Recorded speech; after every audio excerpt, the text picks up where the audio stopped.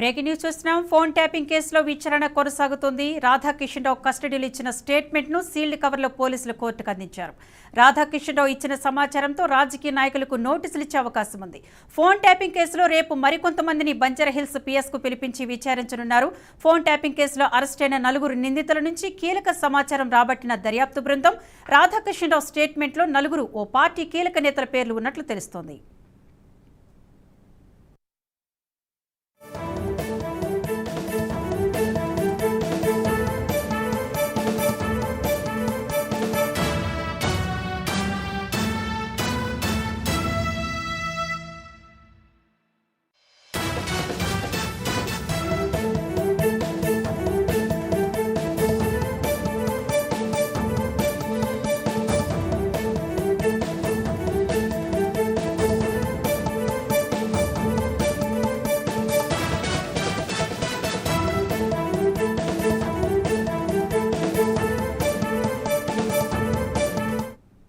Breaking news చూస్తున్నాం. Phone tapping కేసులో విచారణ కొనసాగుతోంది. రాధాకిషన్ రావు కస్టడీలో ఇచ్చిన స్టేట్మెంట్ ను సీల్డ్ కవర్లోని పోలీసులు కోర్టుకు అందించారు. రాధాకిషన్ రావు ఇచ్చిన సమాచారంతో రాజకీయ నాయకులకు నోటీసులు ఇచ్చే అవకాశం ఉంది.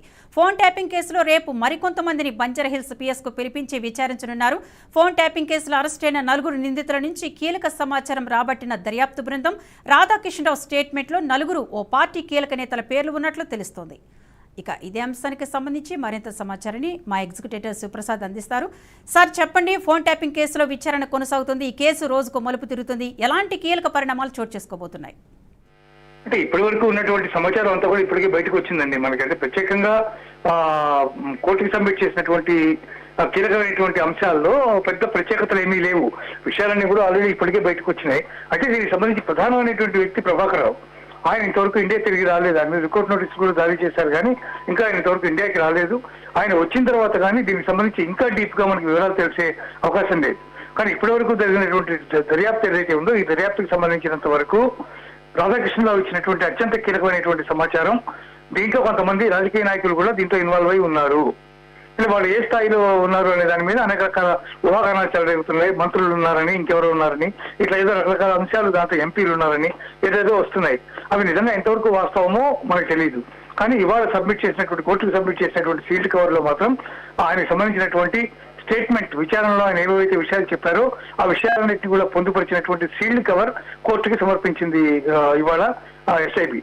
కాబట్టి దాన్ని చూసిన తర్వాత జడ్జి దీని మీద సంబంధించినటువంటి ఫర్దర్ నిర్ణయాలు తీసుకునేటటువంటి అవకాశం స్పష్టంగా కనిపిస్తోంది.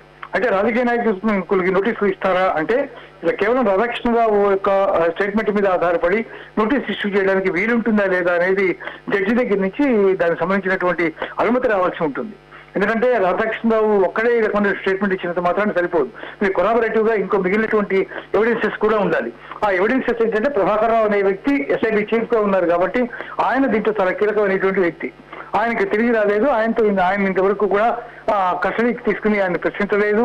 లేకపోతే ఆయన దానికి సంబంధించిన సమాచారం ఏమి ఇంతవరకు చెప్పలేదు. కేవలం నేను క్యాన్సర్ తో బాధపడుతున్నాను, దాని ట్రీట్మెంట్ కోసం నేను అమెరికా వచ్చాను, తొందరగా తిరిగి వస్తాను అని చెప్పారే తప్ప, అది కూడా తనకి తెలిసినటువంటి ఒక సీనియర్ పోలీస్ అధికారికి ఆయన ఫోన్ చేసి మాట్లాడారే తప్ప ఆయన జడ్జిలతో కానీ, కోర్టులతో కానీ, లేదా కేసు దర్యాప్తు చేస్తున్నటువంటి అధికారులతో కానీ మాట్లాడినటువంటి పరిస్థితి కనిపించదు.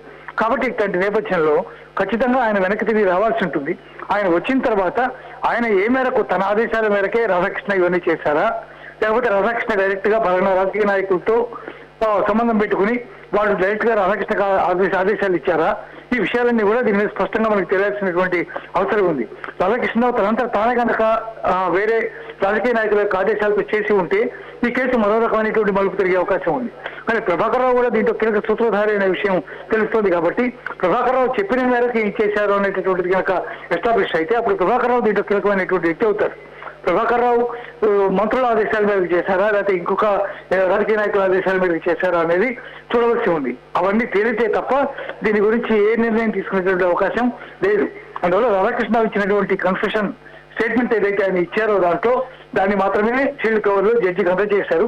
అది చూసిన తర్వాత ఆయన ఎట్లాంటి నిర్ణయం తీసుకుంటారో అనే దాని మీద రాజకీయ నాయకులకి నోటీసులు వెళ్తాయా వెళ్ళవా అనేది ఆధారపడి ఉంటుందని చెప్పవచ్చు. విద్య. Thank you for the update Shivaprasad sir.